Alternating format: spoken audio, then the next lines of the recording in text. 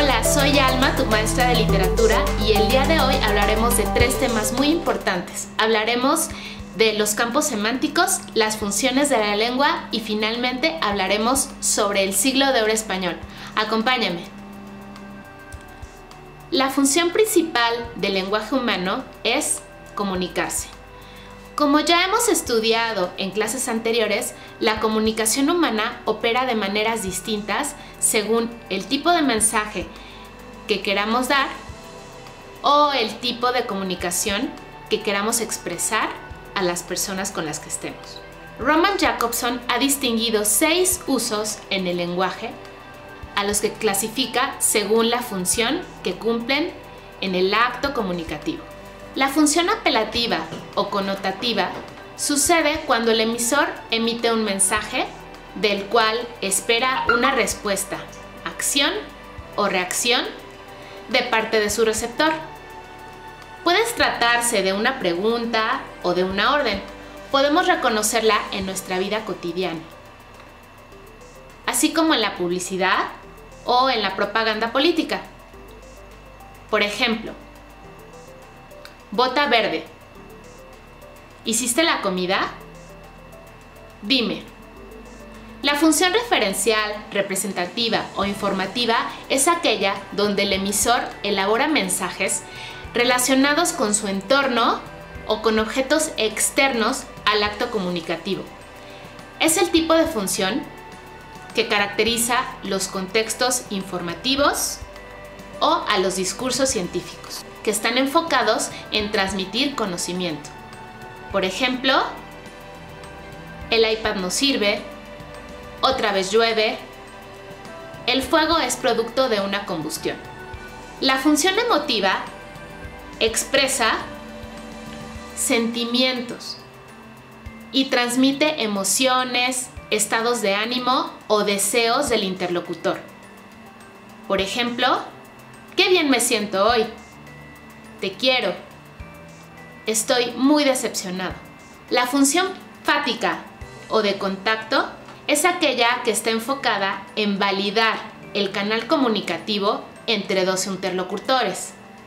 Esta función sirve para iniciar, mantener o finalizar una conversación. Por ejemplo, te oigo. Sí, claro. De acuerdo. Hasta luego.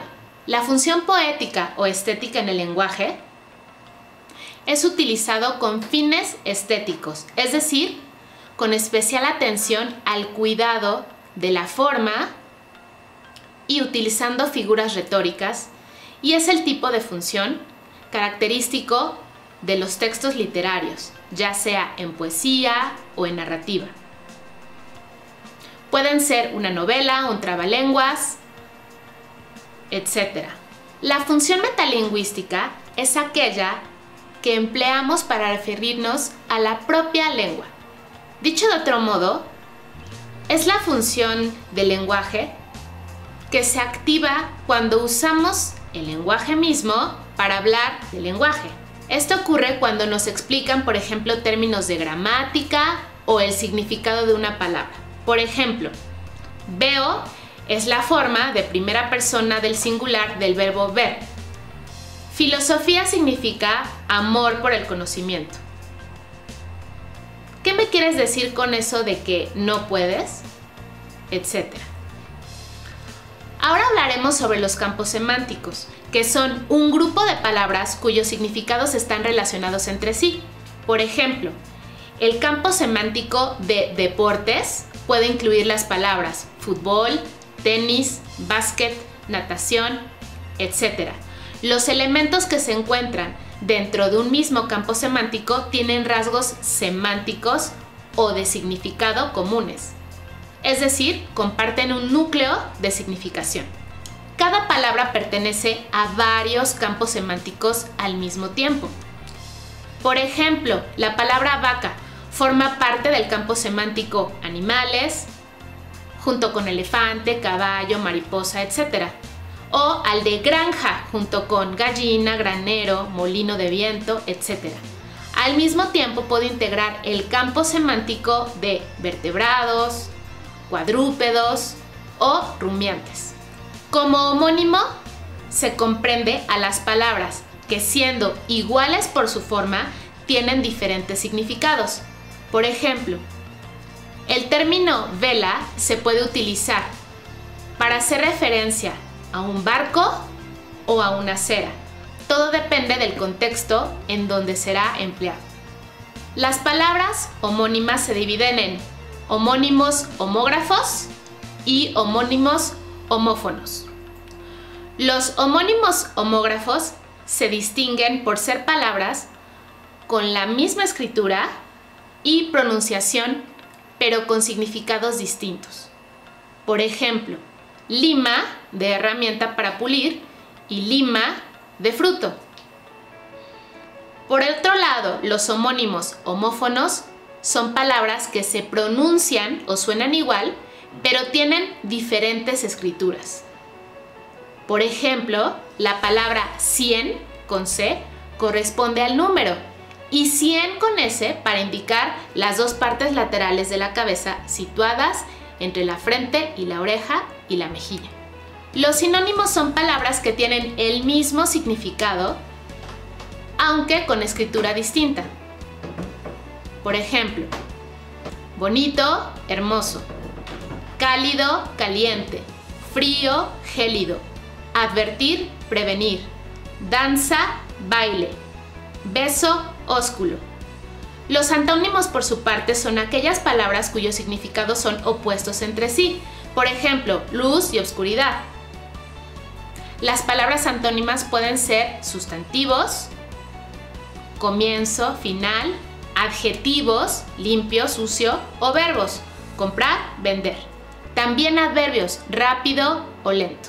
Ahora hablaremos sobre el Siglo de Oro español, que se considera la época donde España destacó como el imperio más grande del mundo y su riqueza económica derivó en un desarrollo cultural y artístico sin precedentes. Está dividido en dos partes. El primero es el Renacimiento español, que tiene lugar en el siglo XVI. Destaca por una interpretación muy particular de las influencias italianas en el arte, en el renacentismo, y con formas estéticas ibéricas como fruto del sincretismo con la cultura mora. El barroco hispano, por otro lado, tiene lugar en el siglo XVII y presenta una verdadera explosión de las artes plásticas y obviamente la literatura, en un estilo propio de abundancia de formas y temas. La música, la arquitectura y la escultura fueron también importantes tendencias alimentadas por el gusto manierista, por la exageración de las formas y por la abundancia de contenido. De ahí proviene que hoy en día utilicemos la palabra barroco para decir que algo es recargado. También estaban contra el estilo anticlasista y tenía fuerte influencia morisca en España y influencia de la cultura precolombina en la colonia. Las ciencias también recibieron un empuje considerable durante el Siglo de Oro español. A pesar de la marcada tradición católica y de la Inquisición, en la cultura española también se aprovecharon los conocimientos heredados de los árabes y así también como el intercambio cultural y de bienes con el Nuevo Mundo.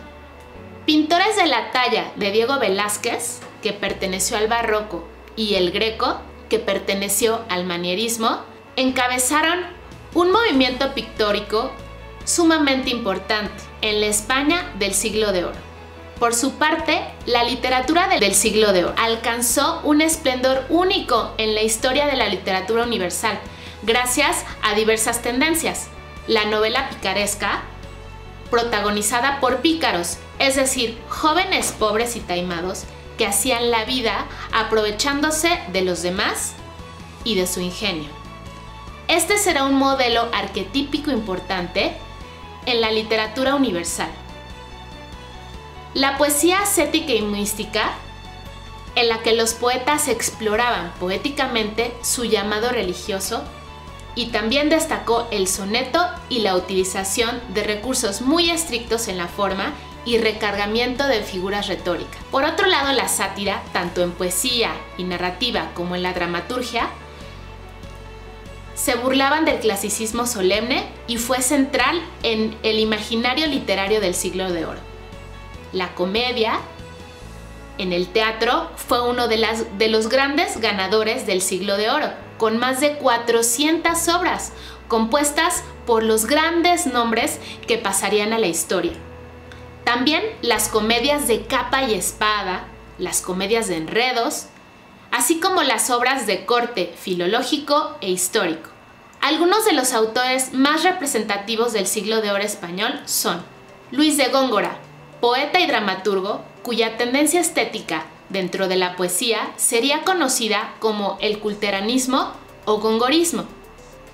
Santa Teresa de Jesús, religiosa y cofundadora de la Orden de las Carmelitas Descalzas. Se la considera, junto con San Juan de la Cruz, la cumbre de la poesía mística española. Francisco de Quevedo, reconocido como uno de los autores fundamentales de la literatura española y autor de poesía, narrativa y dramaturgia. Pedro Calderón de la Barca, el segundo de los 3 grandes dramaturgos del Siglo de Oro. Es autor de la célebre La vida es sueño y fue también un sacerdote de la Orden de Santiago. Lope de Vega, el tercero de la trinidad de los grandes dramaturgos del Siglo de Oro y uno de los autores más prolíficos de la literatura universal. Renovó las fórmulas del teatro para la época y fue autor de más de 3.000 sonetos, 3 novelas, 4 novelas breves y una epopeya. Sor Juana Inés de Asbaje Ramírez de Santillán, o mejor conocida como Sor Juana Inés de la Cruz. Fue una religiosa jerónima y escritora novohispana, considerada por muchos como la 10ª musa. Cultivó la lírica, el auto sacramental y el teatro, así como la prosa filosófica, entre muchos otros géneros. Miguel de Cervantes, escritor del Quijote, así como de las novelas ejemplares y otras formas de narrativa que serían centrales y fundamentales para la literatura mundial de Europa. ¿Cuál será el legado del siglo español?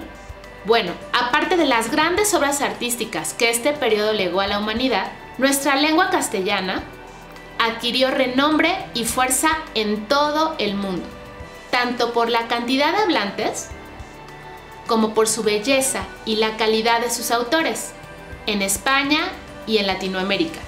Hoy en día, el español es la segunda lengua más hablada del mundo, con más de 405 millones de hablantes nativos y se perfila como el segundo más estudiado en el mundo.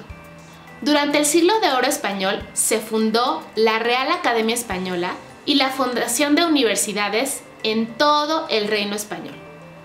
Nos vemos pronto para aprender más sobre lengua y literatura y no te olvides de darle like a nuestro canal.